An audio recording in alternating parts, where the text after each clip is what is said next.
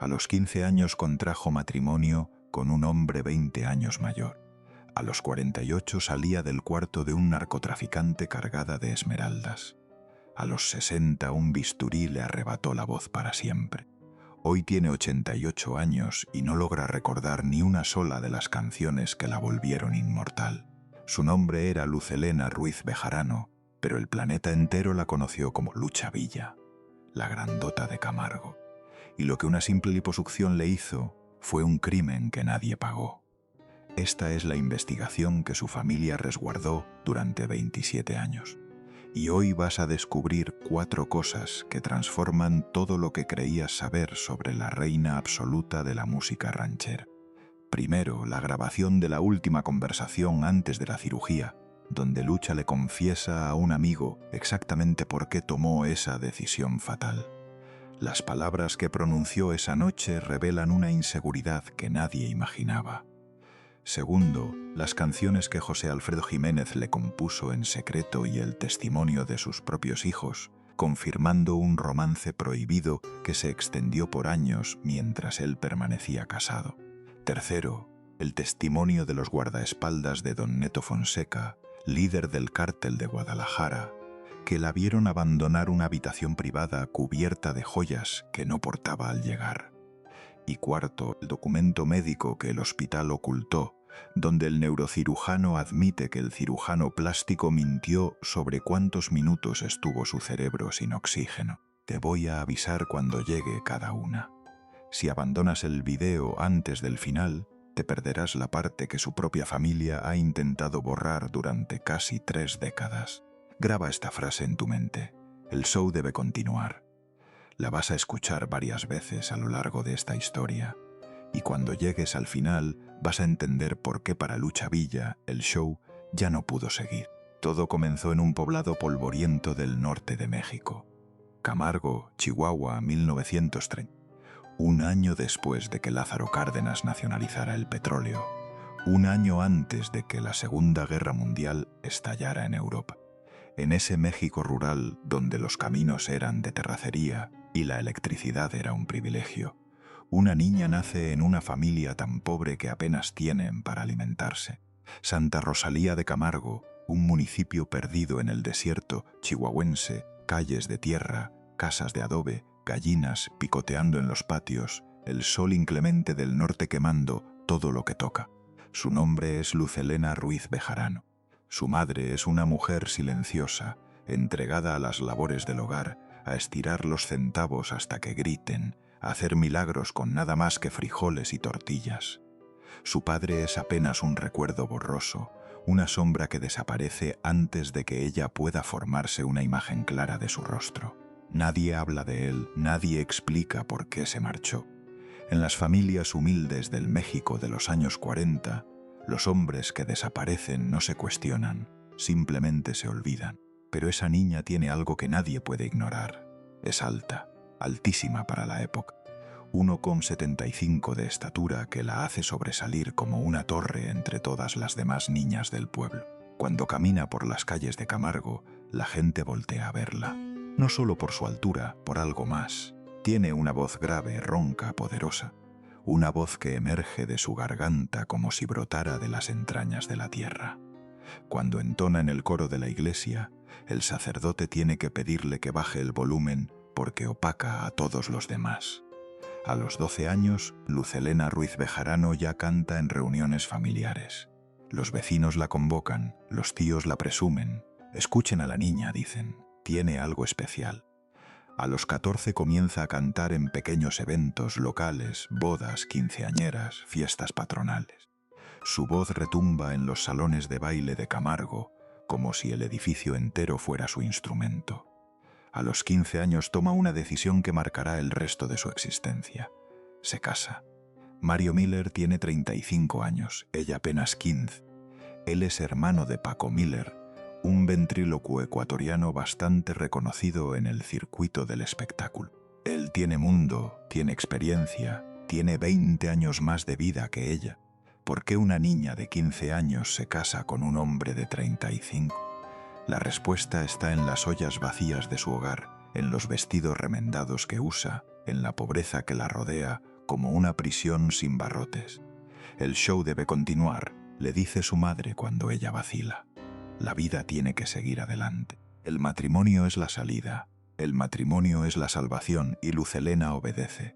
Porque en el México de los años 50 las niñas pobres no tienen muchas opciones. De esa unión nacen sus dos primeros hijos, Rosa Elena en 1953 y Carlos Alberto en 1954. 2 bebés en 2 años, una adolescente convertida en madre antes de saber qué significaba ser mujer. Pero el amor, si es que alguna vez existió, dura poco. 7 años después de la boda, todo se derrumba. Mario Miller desaparece de su vida tan velozmente como entró. Ahora imagina esto. Una mujer de 22 años, sola con 2 hijos pequeños, sin dinero, sin formación formal, sin un oficio que le permita ganarse la vida dignamente. En el México de los años 50, las alternativas para una mujer en esa situación se cuentan con los dedos de una mano. Puede regresar con su familia y vivir de la caridad de sus parientes. Puede buscar otro marido que la sostenga. Puede conseguir un trabajo de sirvienta o costurera. O puede apostarlo todo a lo único que posee, esa voz que surge de su garganta como un regalo del cielo. Luz Helena elige la apuesta más arriesgada. Viaja a la Ciudad de México sola, sin contactos, sin dinero, con apenas una maleta y un sueño que parece imposible. Sus hijos quedan al cuidado de familiares en Chihuahua, mientras ella persigue algo que todos le dicen que es una locura. Una mujer norteña sin conexiones queriendo ser cantante en la capital. Buena suerte con eso. Pero Luz Helena no escucha. Toca puertas, recibe rechazos, duerme donde puede, come cuando puede. Pasa días enteros sin saber dónde va a dormir esa noche. Y entonces llega el golpe de suerte que lo transforma todo. Un empresario argentino llamado Luis G. Dillon está montando un espectáculo de variedades. Tiene una agrupación de modelos y bailarinas llamada Las Dianas de Dillon, pero necesita algo más. Necesita una voz femenina potente para el número musical. Tiene una audición programada. La cantante seleccionada no se presenta. Nadie sabe por qué. Quizás se enfermó, quizás cambió de opinión, quizás el destino intervino. Luz Helena está ahí, en el lugar correcto, en el momento correcto. Ve la oportunidad y la toma. No tiene vestido apropiado para una audición. Tiene que pedir uno prestado a otra de las chicas. Sus manos tiemblan mientras sube al escenario improvisado. El corazón le late tan fuerte que puede escucharlo en sus oídos. Pero cuando abre la boca y canta, el silencio en la sala es absoluto. Esa voz grave, ronca, poderosa, llena el espacio como si las paredes se expandieran para darle cabida. Luis G. Dillon la mira fijamente, sus ojos se abren, su boca se curva en una sonrisa. «Tú eres ella», dice. 3 palabras que cambiarán su destino para siempre. Ese mismo día, Luz Helena Ruiz Bejarano desaparece y nace Lucha Villa. El nombre es una creación de Dillon. Lucha por Luz, Villa por Pancho Villa, el revolucionario chihuahuense cuya leyenda todavía resuena en cada rincón del norte de México. Es un nombre que suena mexicano hasta la médula, que suena fuerte, que suena a tierra, a agallas, a revolución. Dillon sabe lo que hace. Comprende que en el mundo del espectáculo, el nombre es la primera carta de presentación. Y Lucha Villa es una carta ganadora, pero lo que vino después fue mucho más difícil de lo que ella imaginaba, porque el talento no basta, nunca ha bastado. Se necesitan contactos, se necesita suerte, se necesita estar en el lugar correcto cuando alguien importante decide darte una oportunidad. Se necesita aguantar el hambre, el rechazo, la humillación, hasta que finalmente algo se abre. Lucha Villa empieza desde abajo, más abajo de lo que nadie imagina cuando ve a una estrella en el escenario. Canta en bares de mala muerte, donde el humo de los cigarros es tan denso que apenas puede ver al público. En cabarets donde los borrachos le gritan groserías y le lanzan billetes empapados de cerveza. En programas de radio de madrugada donde nadie la conoce y a nadie le importa.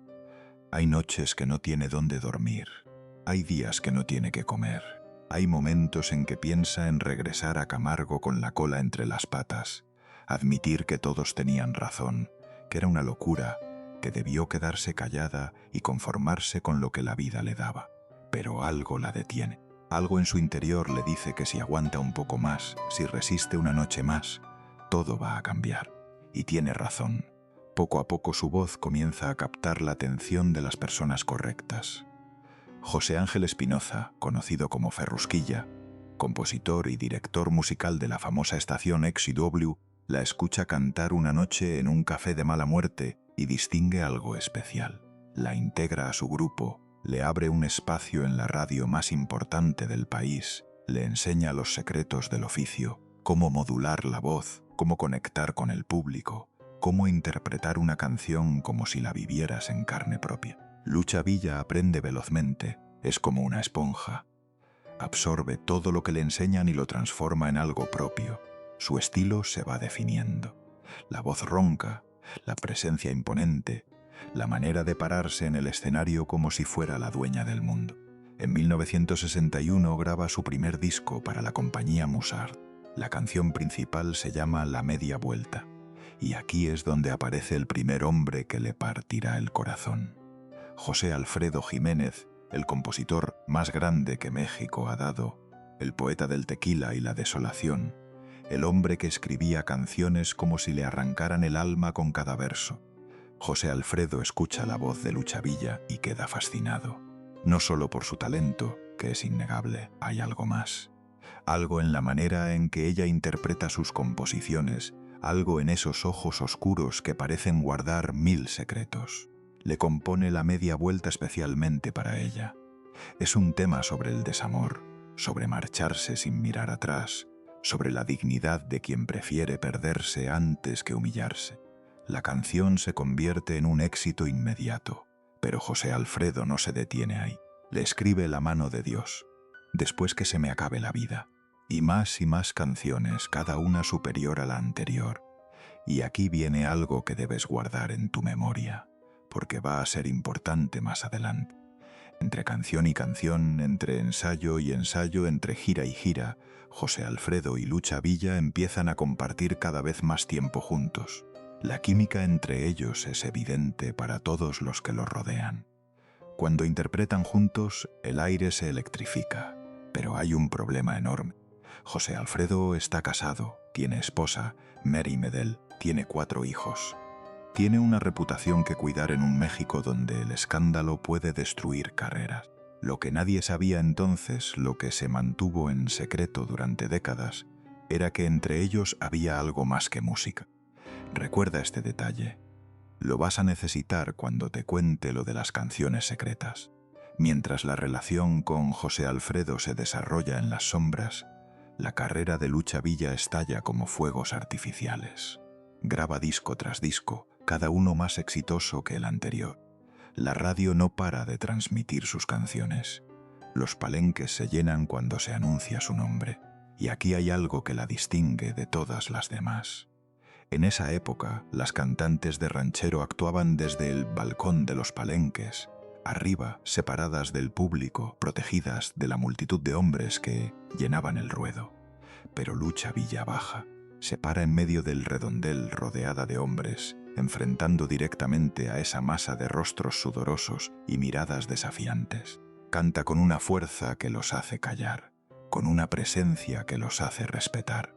La empiezan a llamar la reina de los palenques. Es la primera mujer que conquista ese territorio que parecía reservado únicamente para hombres. También la llaman la grandota de Camargo, por su altura, por su presencia, por esa manera de ocupar espacio que la hace imposible de ignorar. Y entonces llega el cine. 1964, El Gallo de Oro, una película que parece hecha especialmente para ella. La historia está basada en un cuento de Juan Rulfo, el mismo autor de Pedro Páramo, el escritor que definió el realismo mágico mexicano. El guión fue adaptado nada menos que por Carlos Fuentes y Gabriel García Márquez, 2 de los escritores más importantes que ha producido América Latina. La dirección está a cargo de Roberto Gabaldón, un maestro del cine mexicano. Lucha Villa interpreta a Bernarda la Caponera, una cantante de palenques que enamora al protagonista, interpretado por Ignacio López Tarso, con su voz y su belleza imposible de ignorar. El papel parece escrito para ella. Es básicamente su vida transformada en ficción. Una mujer que surge de la nada y conquista el mundo con su talento puro. La cinta es un éxito rotundo de crítica y taquilla. Lucha Villa obtiene la Diosa de Plata a Mejor Actriz. Los críticos descubren algo que el público de los palenques ya sabía. Esta mujer no solo canta, esta mujer actúa con el cuerpo entero. Hay algo en sus ojos que narra historias sin palabras. Algo en sus gestos que transmite verdad. Los directores hacen fila para contratarla. Las propuestas llegan una tras otra. Ya no es solo una cantante, es una estrella de cine en ascenso. Es un icono nacional en construcción. Es la mujer que México estaba esperando sin saberlo.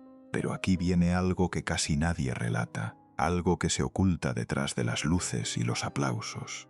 Entre película y película, entre gira y gira, Lucha Villa se casa de nuevo, y de nuevo, y de nuevo. 5 matrimonios en total. Mario Miller fue el primero cuando ella tenía apenas 15 años. Después vino Alejandro Camacho, una unión de la que se sabe poco. Después Arturo Durazo, guitarrista de la famosa agrupación de rock Los Abson. Este matrimonio es particularmente revelador. Se casaron en Agua Prieta, Sonora. El romance parecía intenso. La pasión era real. Duró exactamente 3 meses. 3 meses. Ni siquiera una estación completa. ¿Qué ocurrió en esos 90 días para destruir lo que parecía un amor verdadero? Nadie lo sabe con certeza. Los detalles se perdieron en el tiempo. Después vino Justiniano Rengifo, un empresario salvadoreño de buena familia. Con él tuvo a su tercera hija, María José, en 1974. Este matrimonio perduró más. La llevó a vivir un tiempo en El Salvador. Le dio una estabilidad que no había conocido antes, pero también terminó. Finalmente, Francisco Muela. El quinto y último intento de encontrar lo que buscaba. 5 hombres, 5 intentos de construir algo que resistiera, 5 fracasos. Quizás tú también has buscado algo que nunca llegó.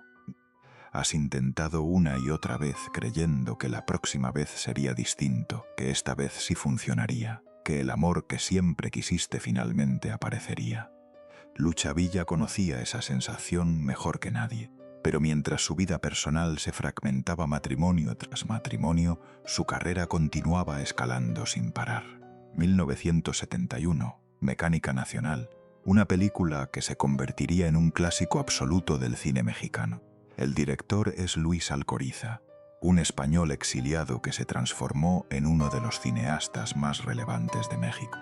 La película es una comedia negra brutal. Un retrato despiadado de la clase media mexicana con toda su hipocresía, su machismo y su vulgaridad. Lucha Villa interpreta a Isabel, una madre abnegada, casada con un mecánico que la humilla sin parar. Es un papel muy distinto al de la caponera. No hay glamour, no hay palenques, solo una mujer tratando de sobrevivir en un matrimonio que la destruye. La actuación de Lucha Villa es devastadora. Hay una escena donde su personaje finalmente explota, donde toda la rabia acumulada aflora sin control. Es un instante de cine puro. Gana el Ariel a la mejor actriz. La película permanece 7 meses en cartelera. Se ubica en el lugar 74 entre las 100 mejores películas de la historia del cine mexicano. Lucha Villa ya no es solo una cantante que actúa, es una actriz consagrada que también canta. La distinción es importante, y entonces, en 1975, conoce al hombre que le dará los mayores triunfos de su carrera. Juan, el divo de Juárez, llega a su vida como un huracán de energía y creatividad. Tiene 25 años. Es brillante, excéntrico, genial. Compone canciones como si las palabras y las melodías brotaran de él sin esfuerzo. Y ve en Lucha Villa algo que nadie más había visto de la misma manera. Juro que nunca volveré. La diferencia. Inocente, pobre amiga. Te voy a olvidar. La muerte del palomo. Canción tras canción, Juan Gabriel le entrega sus mejores creaciones. La amistad entre ellos es intensa, profunda, genuina. Se comprenden sin palabra. Comparten un lenguaje que va más allá de la música. Él admira su voz, ella admira su genio. Juntos crean algo mágico. Pero lo que vino después fue aún más grande de lo que cualquiera imaginaba. 1985, Juan Gabriel decide producir un álbum completo para Lucha Villa. No solo escribir las canciones, sino supervisar cada aspecto de la producción, cada arreglo, cada instrumento, cada pausa, cada respiración. Se llama Lucha Villa interpreta a Juan Gabriel. Los arreglos son del maestro Homero Patrón, uno de los más respetados de México. El mariachi es el legendario Vargas de Tecalitlán con sus cuerdas afinadas a la perfección.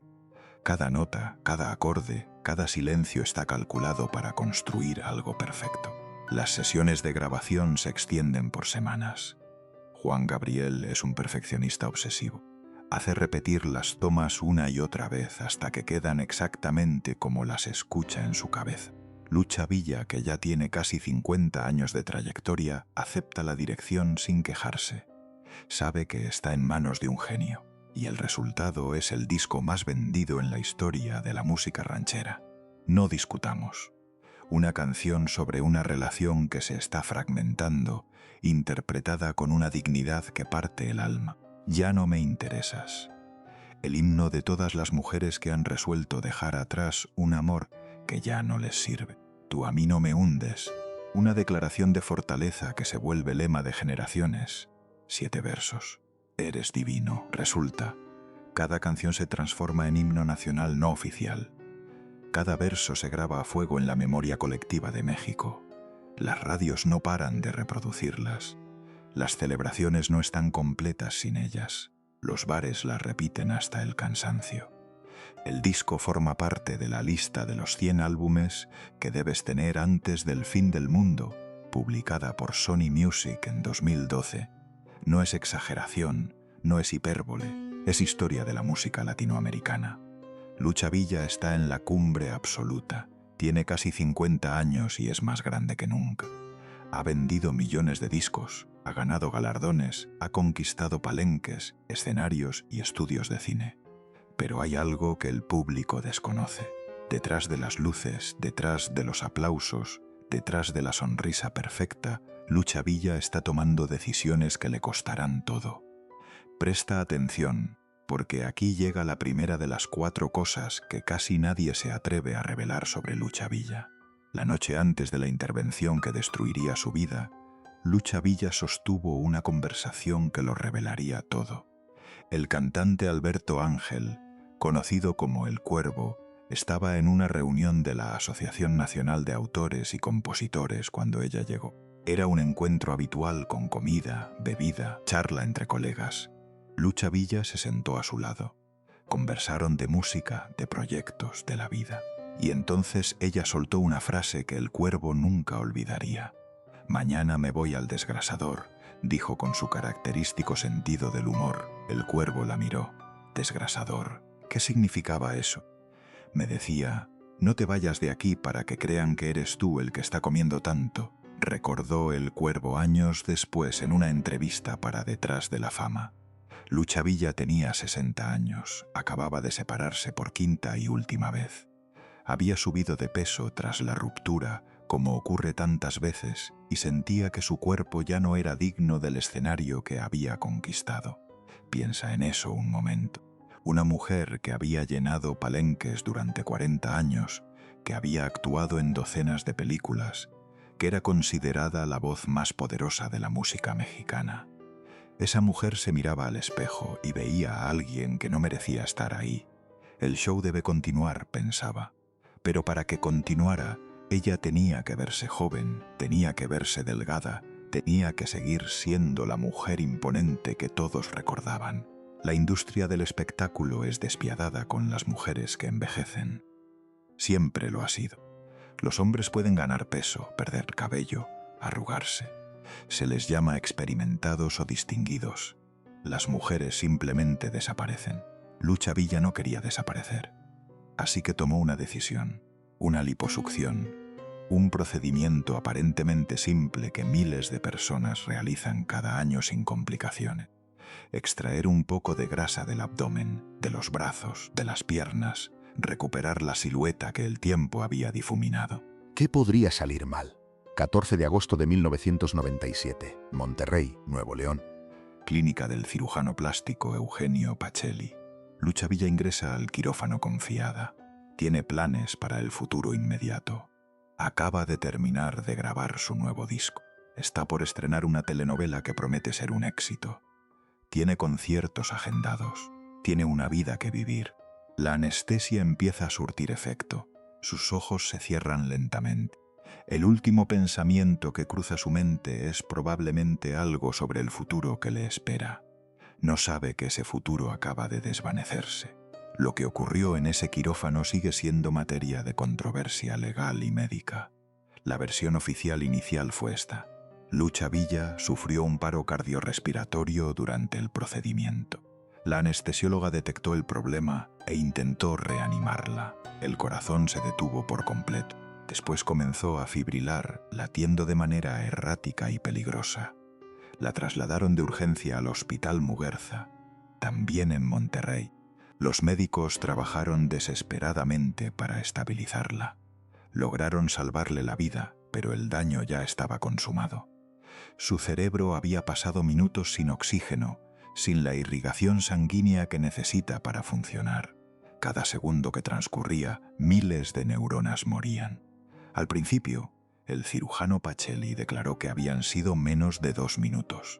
Eso sonaba manejable, recuperable, esperanzador, pero la verdad era muy distinta. Y aquí llega la segunda revelación, el documento médico que transformaría todo el caso. Días después del incidente, el neurocirujano José Luis Assad Morel examinó a Lucha Villa en el hospital. Lo que encontró fue devastador. Había lesiones en el córtex cerebral, en el tallo cerebral, en el tálamo, en el hipotálamo, zonas fundamentales del cerebro que gobiernan el movimiento, el habla, la memoria, la conciencia misma. El daño era extenso, profundo y, según todas las evaluaciones médicas, irreversible.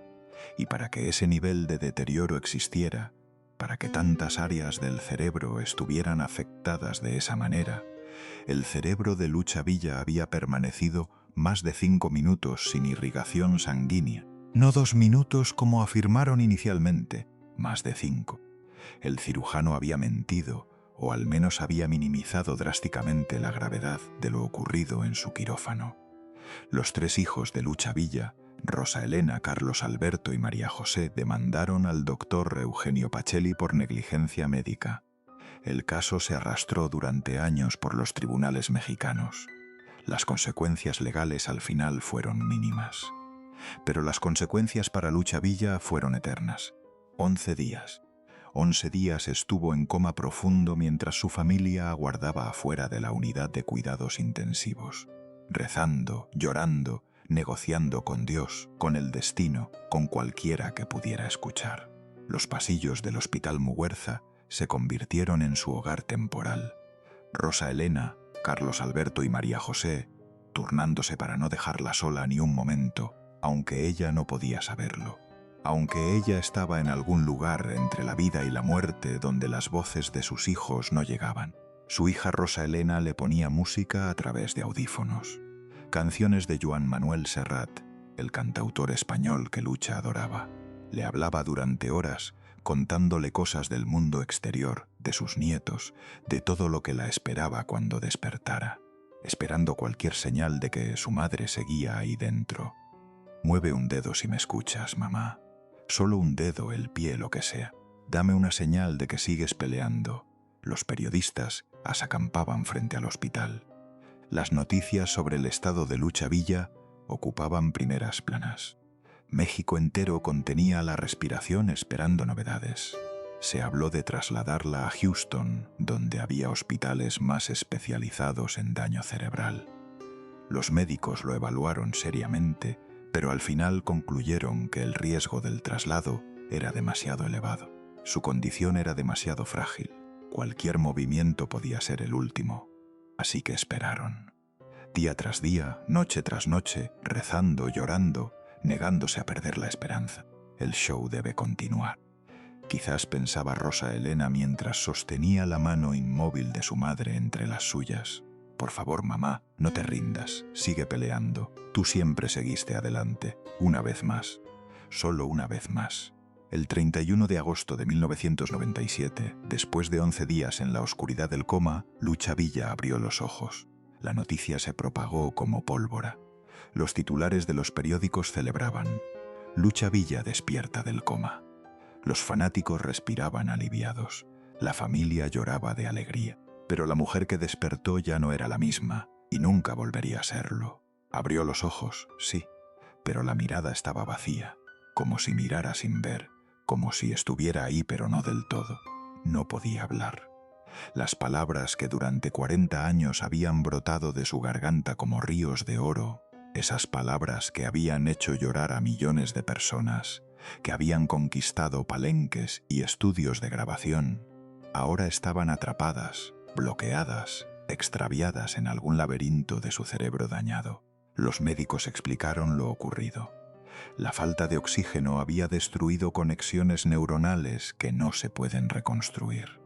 Regiones del cerebro que gobiernan el habla, el movimiento y la memoria habían sufrido daños irreversibles. No podía caminar bien.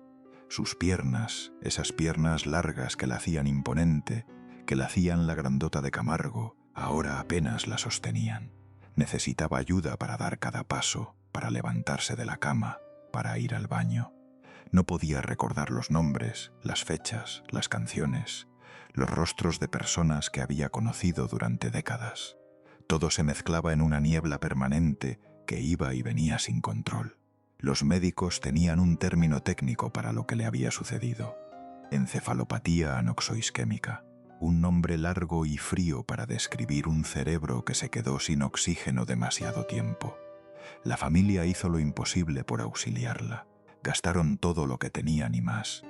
La llevaron a Cuba, al Centro Internacional de Restauración Neurológica en La Habana.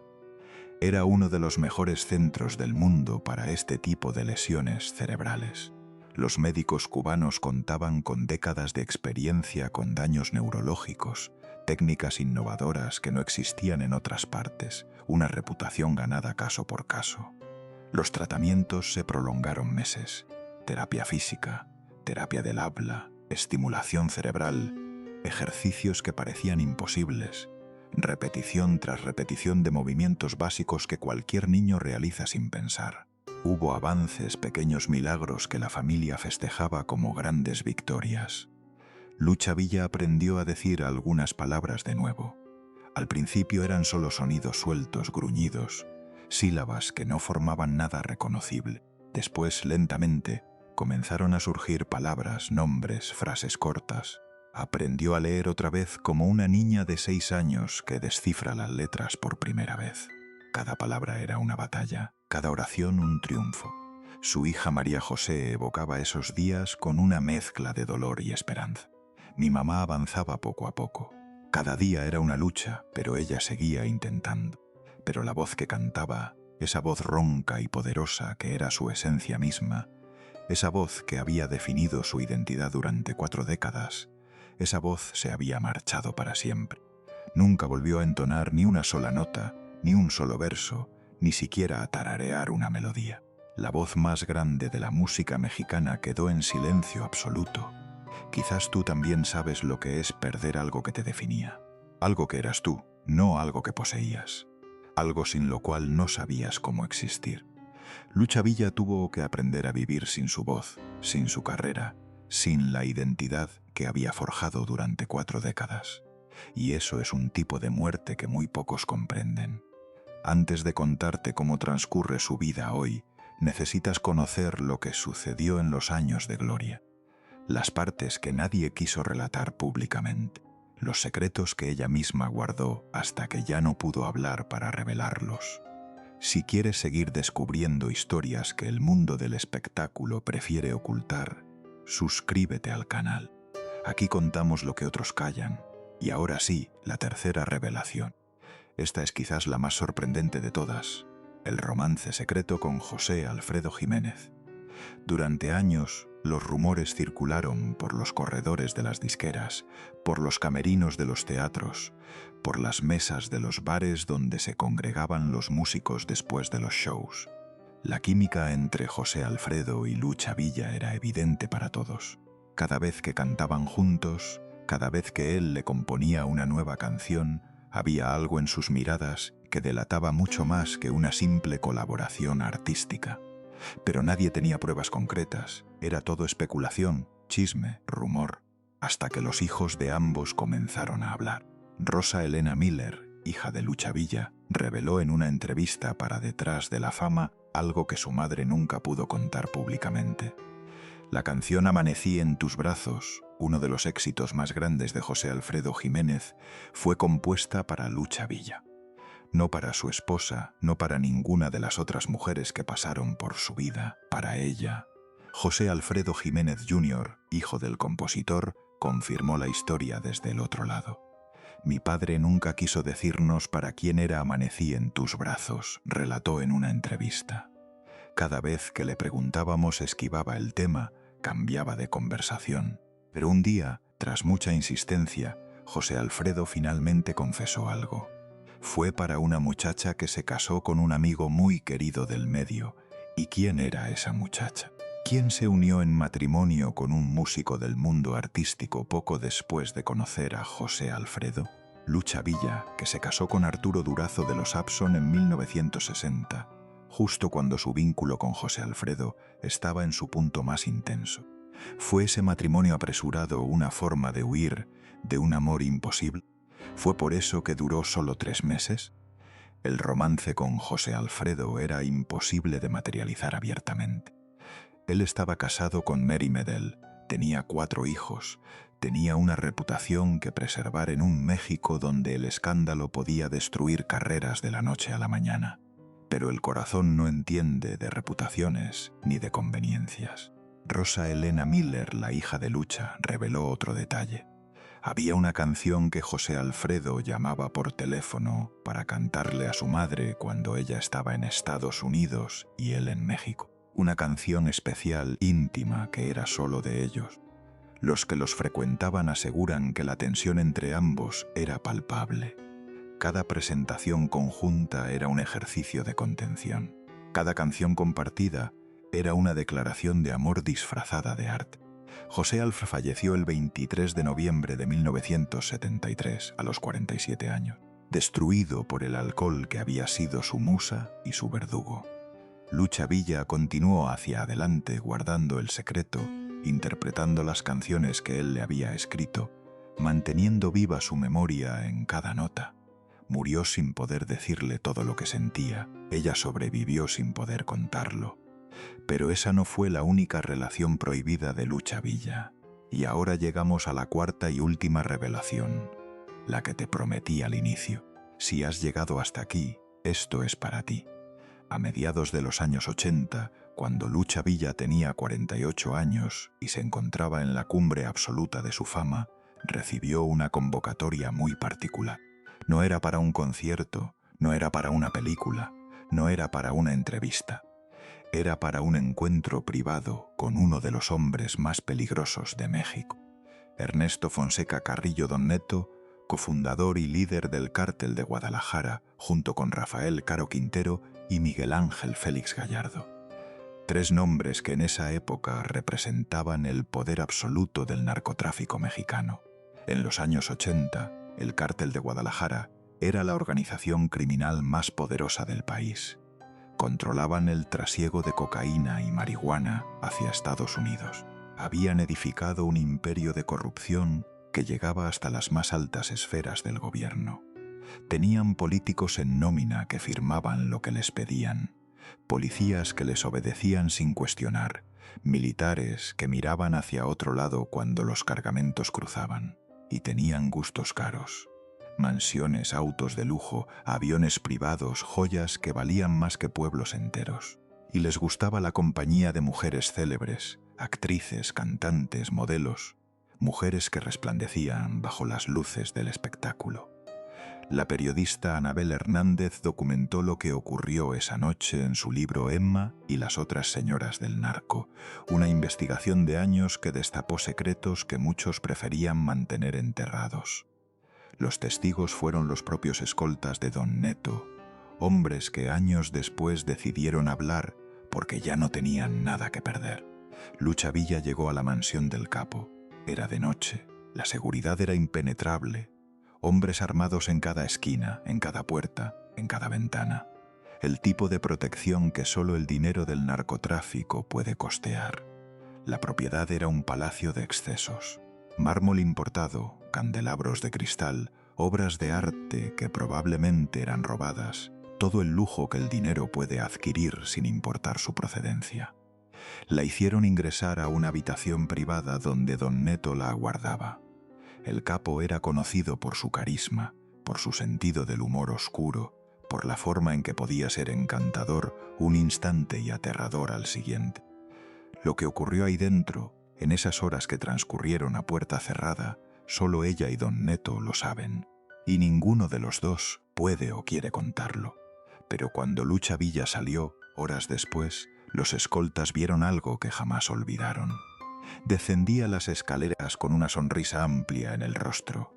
En sus orejas relucían 2 esmeraldas enormes, verdes como hojas de primavera, del tamaño que solo el dinero del narco puede procurar.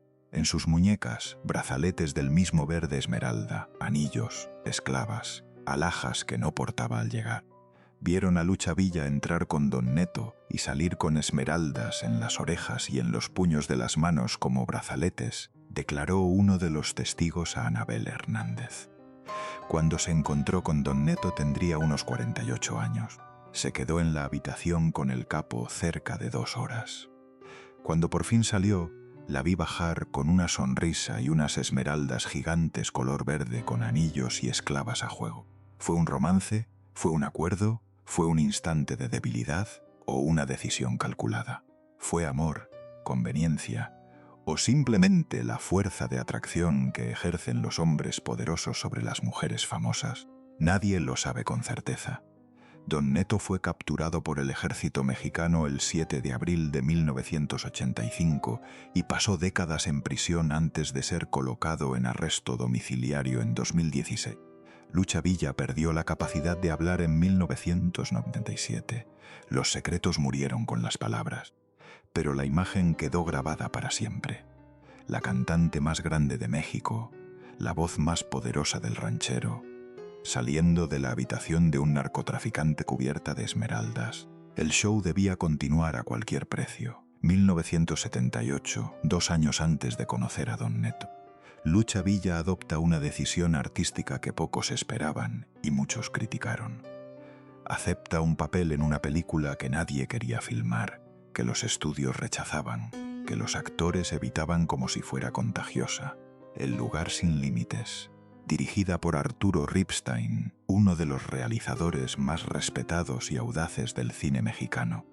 Un hombre que nunca le tuvo miedo a la controversia. Basada en la novela homónima del escritor chileno José Donoso, un libro que exploraba territorios que el cine mexicano nunca había transitado. Es una historia sobre un travesti homosexual llamado La Manuela, que habita en un pueblo olvidado de México, sobre el machismo brutal que destruye todo lo que toca, sobre el deseo reprimido que estalla en violencia, sobre lo que ocurre cuando la sexualidad colisiona con los prejuicios de una sociedad cerrada y cruel. En esa época, en el México de finales de los 70, hacer una película sobre homosexualidad era un suicidio comercial y social. El tema era tabú. Nadie lo mencionaba en público. Los estudios temían las represalias. Los actores huían del proyecto como de la peste, temiendo que sus carreras quedaran manchadas para siempre. El director quería originalmente a José Luis López Vázquez, un actor español para el papel de La Manuela.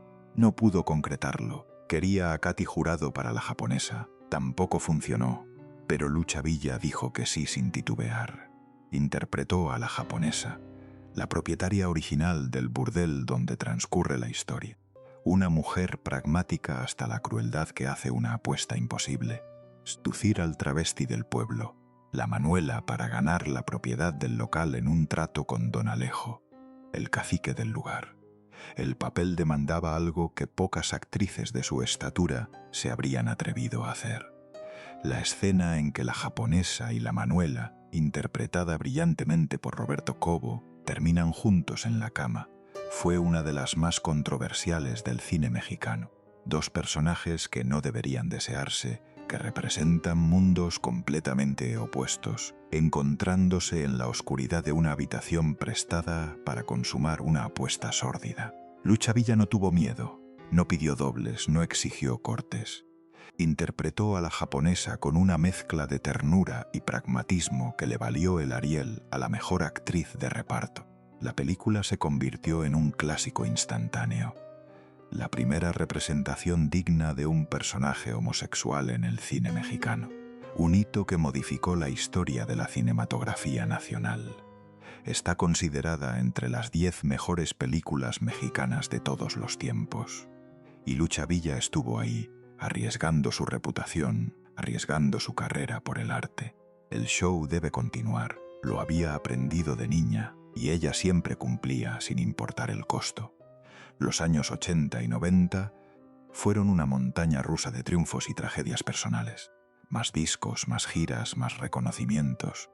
Juan Gabriel continuó escribiéndole canciones. El público siguió adorándola. La industria siguió necesitándola. En 1996, Juan Gabriel organizó un último gran proyecto. Un disco homenaje llamado Las Tres Señoras, donde Lucha Villa cantaba junto a Lola Beltrán y Amalia Mendoza, las otras dos reinas indiscutibles del ranchero. El álbum contó con la participación de Vicente Fernández, Antonio Aguilar, Miguel Aceves Mejía, Las Jilgueras y otros gigantes del género.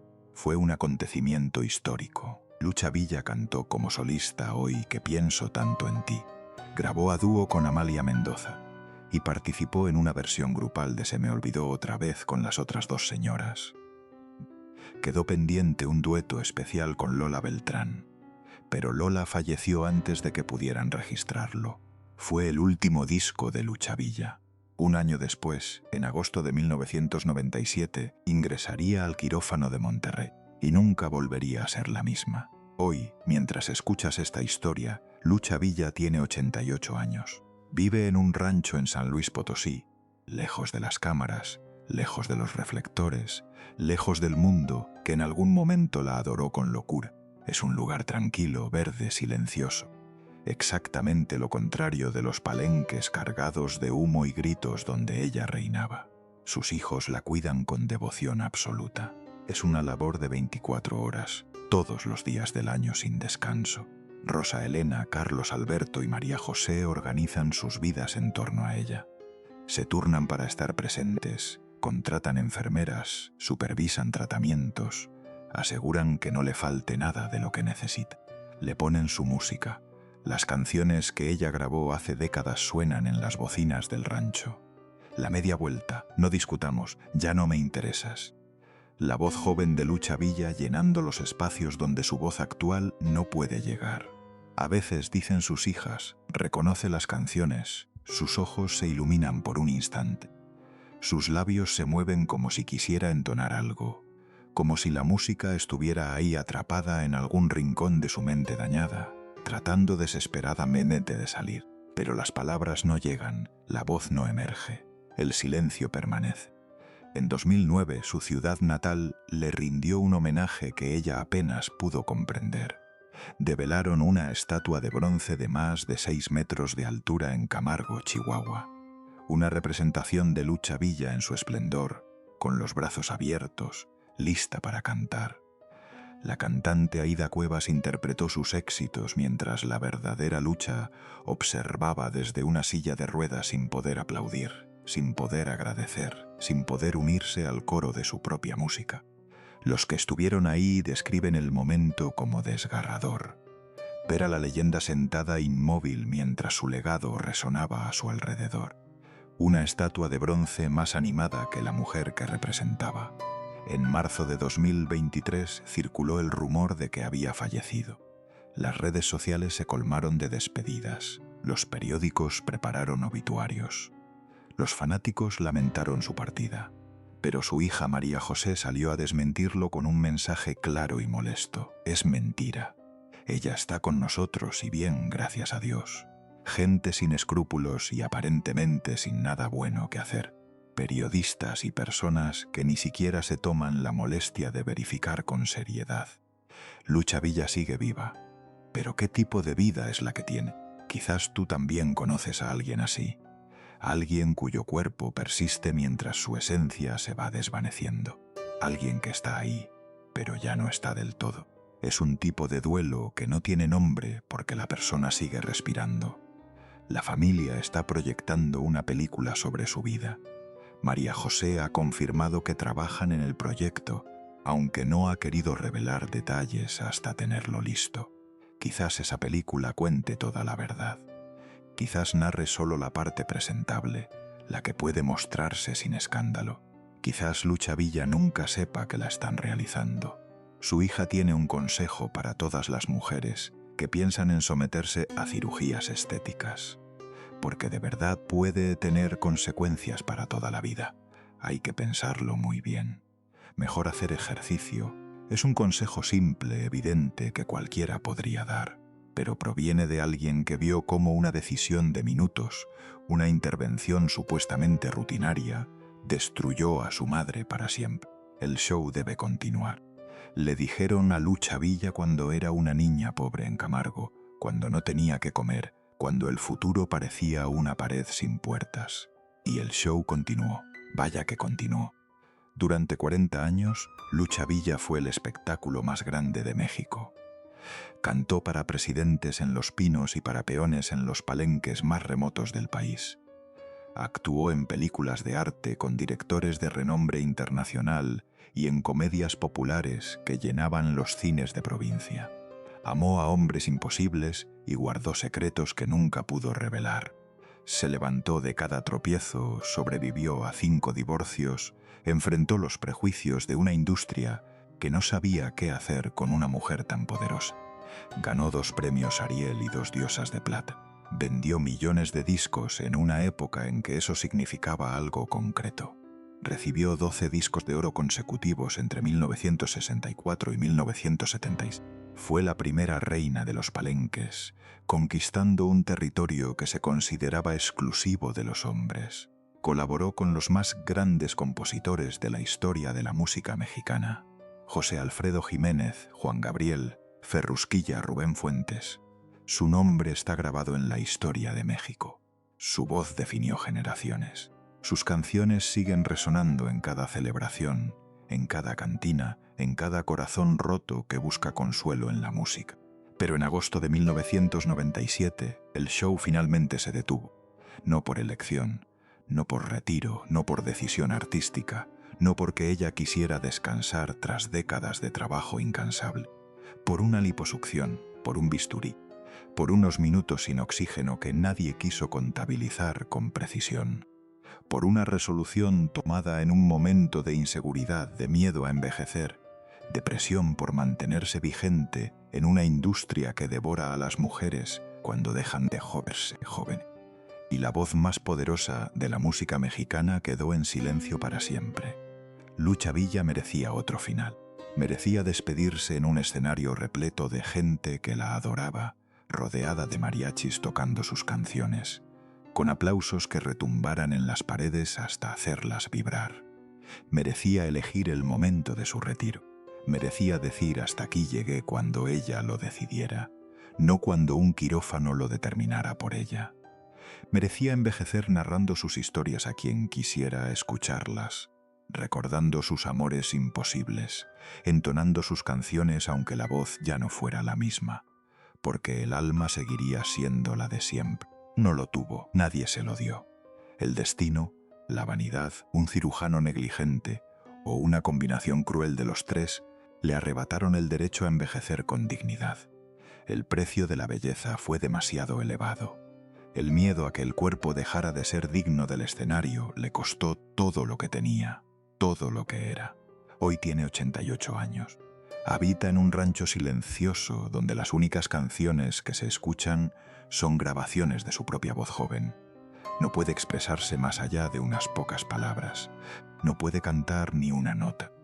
No puede evocar con claridad las canciones que la volvieron inmortal, que la transformaron en leyenda, que le dieron un lugar permanente en la historia de México. Pero esas canciones siguen ahí, vivas, inmortales, en cada radio que las difunde a las 3 de la madrugada, cuando alguien no puede conciliar el sueño.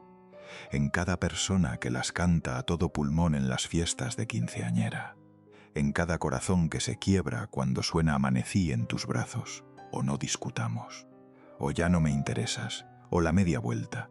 La voz de Lucha Villa está en silencio, pero su eco nunca dejará de resonar. Nunca. Si esta historia te llegó al alma, suscríbete al canal. Cada semana traemos las historias que el mundo del espectáculo prefiere que no se cuenten. No te pierdas ninguna. La próxima semana, las otras reinas del ranchero que el destino también silenció. Lola Beltrán y su final devastador. Amalia Mendoza y los secretos que se llevó a la tumba. Las mujeres que cantaron hasta que no pudieron más. Y la pregunta que nadie quiere formular: ¿por qué el precio del éxito siempre lo pagan ellas? Nos vemos ahí. Y si aún no te has suscrito, hazlo ahora. Las historias que vienen son aún más grandes que esta.